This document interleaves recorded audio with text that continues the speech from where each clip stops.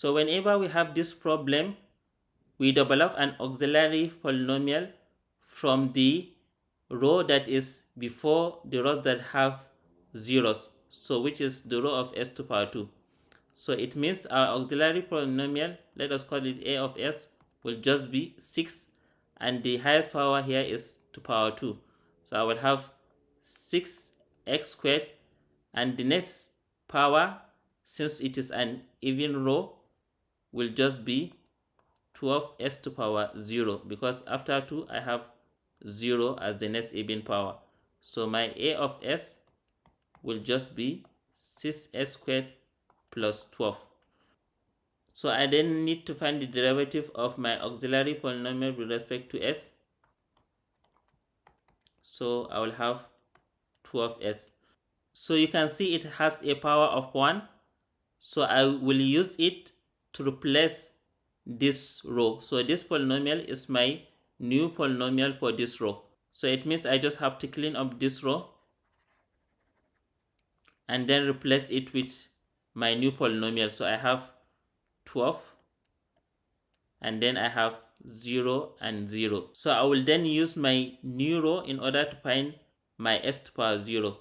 So again, this is my pivot and this is my base column. So I will just have, for the first component of s to power 0, I will just have 12 times 12 minus 6 times 0, which is just 0, over my pivot, which is 12. So it means I will have 12 here.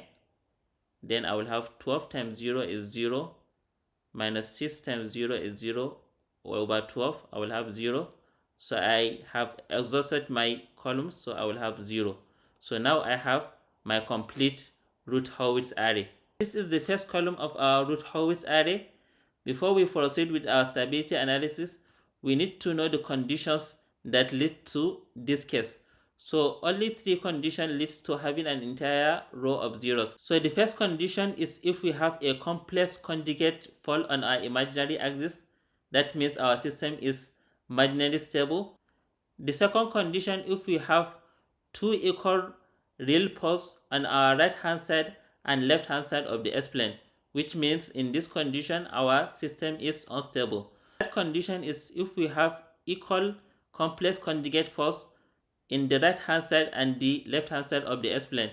So for this condition also, our system will be unstable.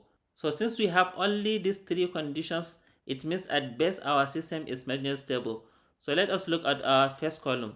So from the first column, you see there is no change of sign.